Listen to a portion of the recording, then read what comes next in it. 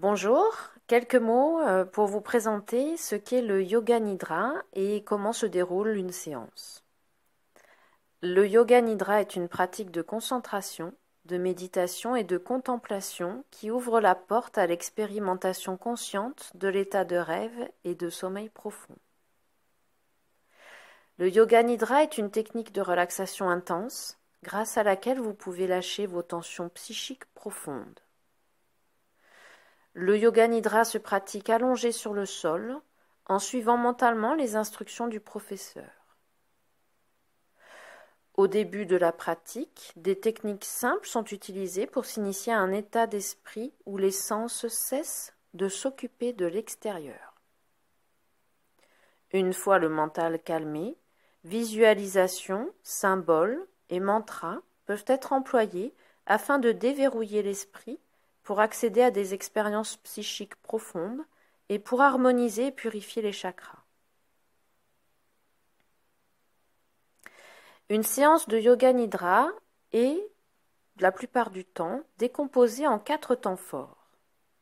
Le premier, c'est ce qu'on appelle la rotation de la conscience. Le second, la prise de conscience du souffle. Le troisième, un développement de sensations. Et le quatrième, une visualisation d'histoires et d'images. Les 2 premiers temps forts, qui sont la rotation de la conscience et la prise de conscience du souffle, ont pour objectif la relaxation physique. Le troisième temps, c'est-à-dire le développement des sensations, a pour objectif essentiellement la relaxation émotionnelle. Et le dernier temps, c'est-à-dire la visualisation d'histoires et d'images, a pour objectif essentiel la relaxation mentale. Dans une séance de Yoga Nidra, on vous propose de formuler une résolution que l'on appelle le Sankalpa au début et à la fin de la séance.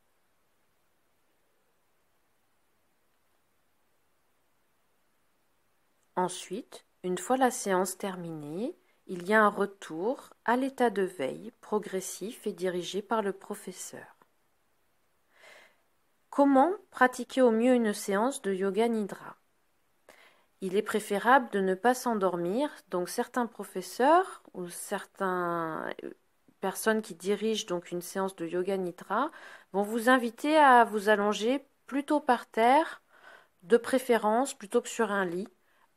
Personnellement, je n'ai pas de préférence. C'est vrai que si la personne s'endort, bien la séance ne se déroule pas tout à fait de la même manière. Cependant, c'est pas grave. Au début, on peut avoir tendance à s'endormir pendant la séance, et au fur et à mesure des pratiques, on se rendra compte qu'il y a effectivement cet état entre la veille et le sommeil qui fait que une partie de soi reste attentive à ce que peut dire le professeur. Il est important donc d'être allongé ou semi-allongé. Évidemment, une personne qui va avoir par exemple des problèmes de lombaire ne supportera pas très longtemps une position totalement allongée.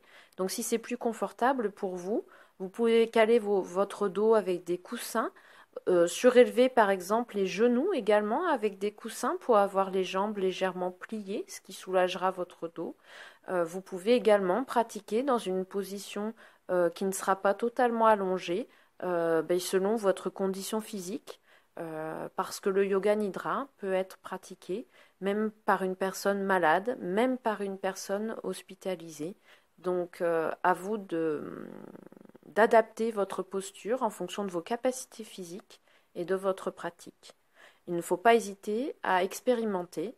C'est l'expérience qui vous guidera et vous aidera à décider, à choisir la meilleure position possible pour vous.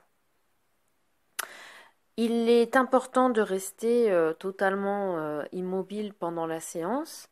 Évidemment, c'est un objectif à atteindre, mais si par exemple vous avez vraiment le besoin impératif de bouger, bougez, n'hésitez pas.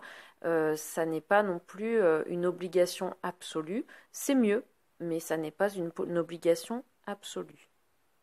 Vous devez évidemment fermer les yeux pendant la pratique et vous prenez vos dispositions pour ne pas être dérangé.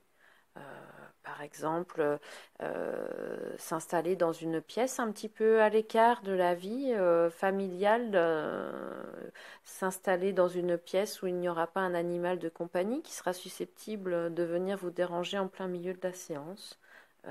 Voilà. Donc n'hésitez pas à vous couvrir les yeux avec un bandeau ou un gant de toilette ou même un foulard pour vous laisser mieux transporter. Voilà, je vous souhaite une bonne pratique. Merci.